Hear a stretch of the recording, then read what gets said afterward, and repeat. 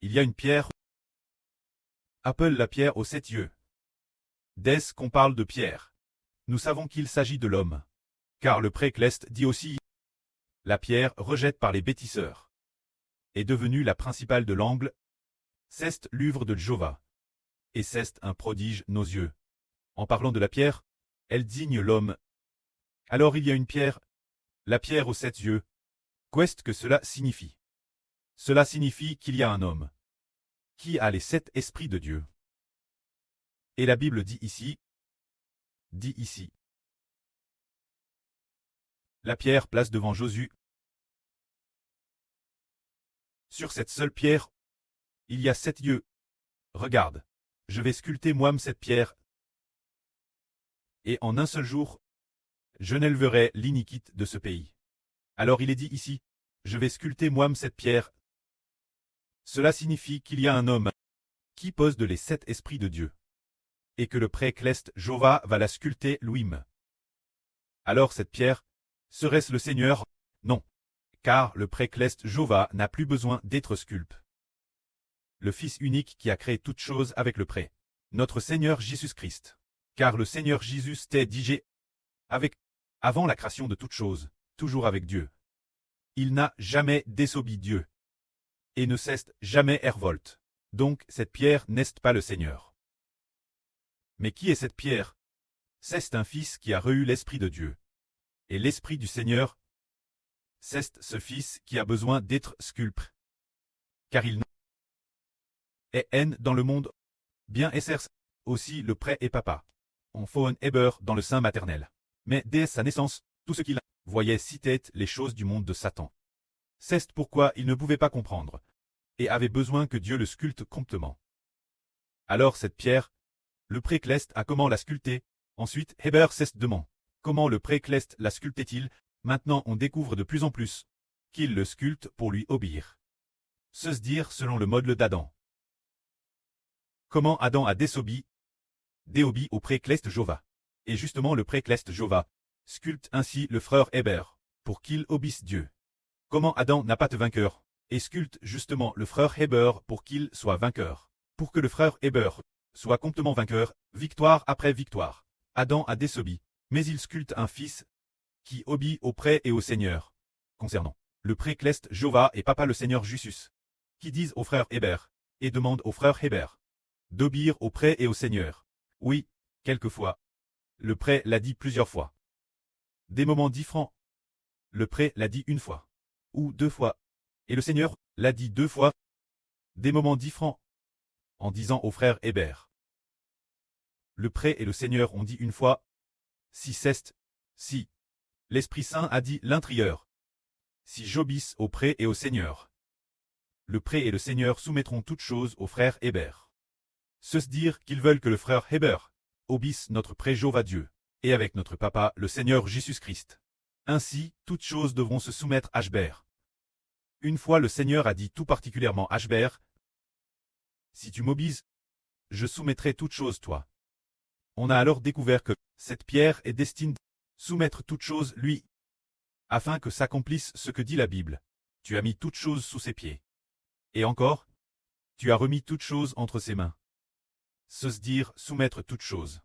Et pour quelle raison? Parce que cette pierre a appris l'obéissance envers le Dieu qui a créé cette pierre, et envers Papa le Seigneur Jésus. Alors puisque le Précleste et le Seigneur sont, cette pierre appelle ce fils d'Israël, en déesse, le Saint maternel, c'est le Précleste et le Seigneur qui ont créé le frère Héber. Quand le frère Héber a eu plus de 30 ans, il a appelé le frère Héber sortir, pour faire savoir au frère Héber qu'il est le fils de Dieu, et plus tard qu'il est le fils du Seigneur. Alors puisque Dieu et le Seigneur ont créé Héber, et qu'Héber a appris l'obéissance, ce jour-là, toutes choses dans l'univers se sont soumises à Héber. C'est pourquoi il est dit ici, cette pierre est celle que Dieu faonnera lui-même. Et de plus, en un seul jour j'enlèverai l'iniquité de ce pays. Ce qui signifie que, quand Héber sera faon et obéissant juste la perfection, le jour où le frère Héber sera sacrifié, les PHS des enfants de la nouvelle terre seront entièrement effacés, tout comme dans le livre de Zacharie, au chapitre 13, il est expliqué que un fils est tu. Et ainsi, famille par famille, ils pleureront. Leurs femmes pleureront ensemble. Tous les humains prédestinés au salut pleureront. Famille par famille, ils pleureront. Il y aura de grands gmissements sur toute la terre. Tout cela parce qu'un fils a appris l'obéissance envers Dieu. Et s'est soumis son papa, le Seigneur Jésus. Ainsi, toute l'humanité a suivi l'exemple de ce fils. En apprenant obéir au précleste Jéhovah. Et en apprenant aussi obéir au Seigneur. Et alors, le jour où ce fils a tu. Beaucoup ont pleuré sur lui. Mais en ce jour-là, tous ceux qui ont pleuré sur lui ont vu leur péchés pardonne. Toute l'humanité. Ceux qui sont prédestinés la vie éternelle. Ceux prédestinés la vie éternelle sur la nouvelle terre. Tous parce qu'un fils a tu, ont vu leur péchés pardonne. C'est ce que le précleste Jéhovah voulait. Faoné lui-même ce fils. C'est merveilleux. Ce fils est ressuscité des morts plus tard, et a été enlevé vers le terrain de Dieu. Ce fils a de nombreuses identités.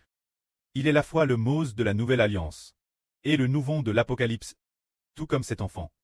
Son nom est appelé Dieu puissant, Préternel, Prince de la paix, Conseiller merveilleux. C'est dire que ce fils a reçu de nombreux noms, parmi lesquels dans le livre du prophète Isaïe, 4 noms sont écrits. Parmi ces 4 noms, le premier s'appelle Conseiller merveilleux, ce qui signifie que la bouche de ce fils est magnifique. Il parle d'une manière merveilleuse. Se dire sans jamais préparer de notes. Dès qu'il parle, il s'exprime avec une grande fluidité. Et chaque fois qu'il parle, c'est comme si il y avait une autorité pour transpercer le cœur des gens. Pour que le cœur des gens se tourne rapidement vers Dieu, se tourne vers le Seigneur, se repentant de ce qu'ils ont fait, comme de leurs actes pécheurs. C'est cette bouche appelle la bouche du saint de la culture.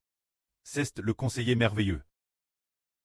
Quand sa bouche, elle est sainte, tout ce qu'il enseigne, déesse que les gens entendent sa bouche, ils se retournent pour revenir Dieu.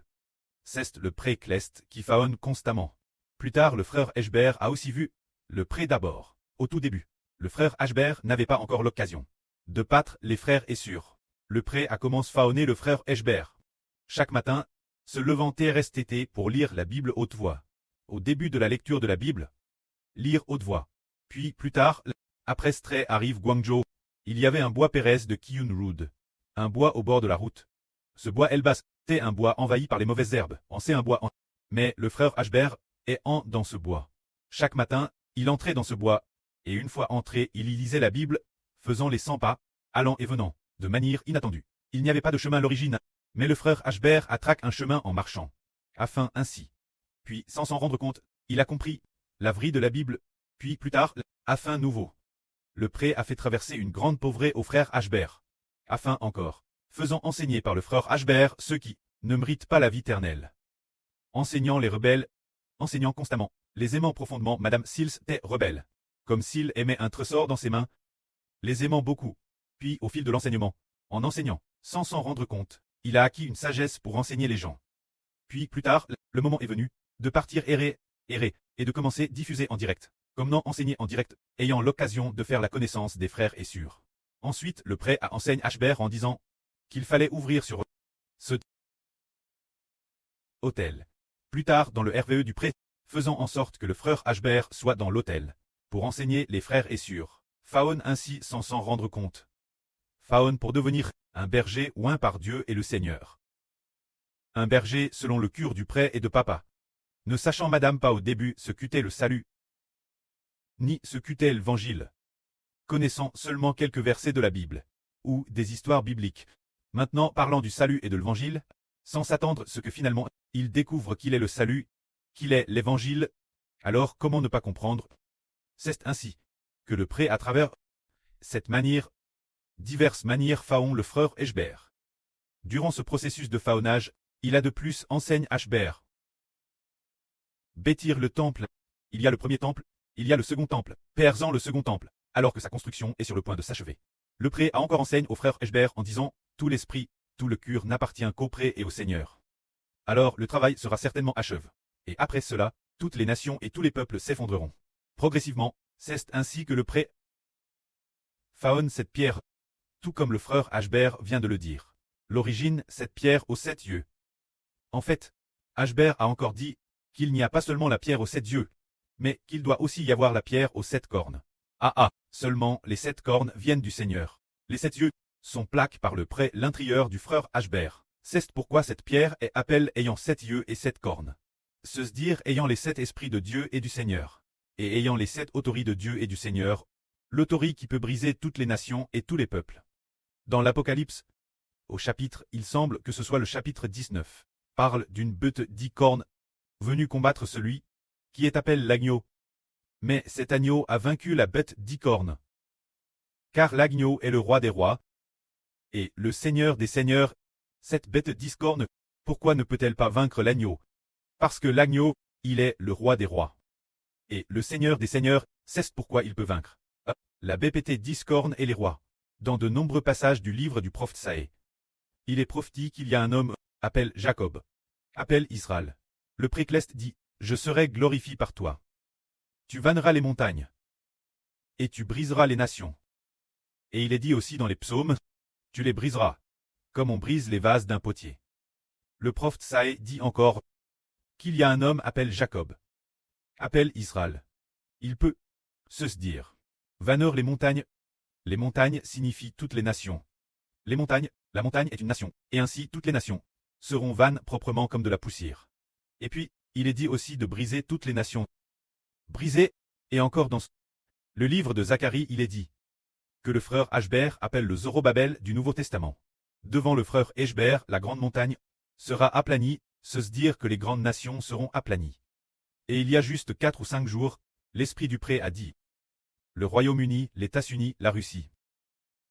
Ces pays ont déjà comment se retirer de la scène du spectacle. Ce sont DJ retire de la scène du spectacle. Le frère Ashbert monte sur scène et va bien se produire. De 6 grandes nations qu'Elbert se sont retirées de la scène du spectacle. Maintenant c'est au frère Ashbert de se produire. L'origine Poutine était un roi auparavant. Il se produisait sur la scène mondiale. Maintenant Trump se produit aussi. Et aussi, le Premier ministre britannique se produit également, ou les dirigeants du PCC, ainsi que les peuples de toutes les nations et de toutes les races, se produisent également, mais leur temps de repentation va bien se terminer. Ils vont bien se retirer de la scène du spectacle. Pour laisser la place un souverain, appelle le roi des rois. Et le Seigneur des seigneurs, se dire celui qui a 7 cornes et 7 yeux. Ce monarque va monter sur scène. L'avri qui l'enseigne sera Hervel l'avenir toutes les nations et tribus. Toutes les nations et tribus diront n'avoir jamais vu quelqu'un parler avec une telle loquence. Un berger dote d'une grande autorité. N'avoir jamais entendu parler d'une telle façon de parler. En parlant, il semble être à la fois un berger et aussi un roi. Ainsi, toutes les nations et tribus vont se tourner vers Dieu et le Seigneur. C'est le pré, faonnant personnellement le frère Eshber, pour faire du frère Ashbert, El agneau aux 7 cornes et aux 7 yeux. Et pour faire du frère Eshber, le roi des rois et le Seigneur des seigneurs. Bien Essers, la Bible prophétise également qu'il est le Dieu Tout-Puissant, et qu'il revoit le nom de Dieu. Que la gloire soit rendue au prêtre et au Seigneur. Amen.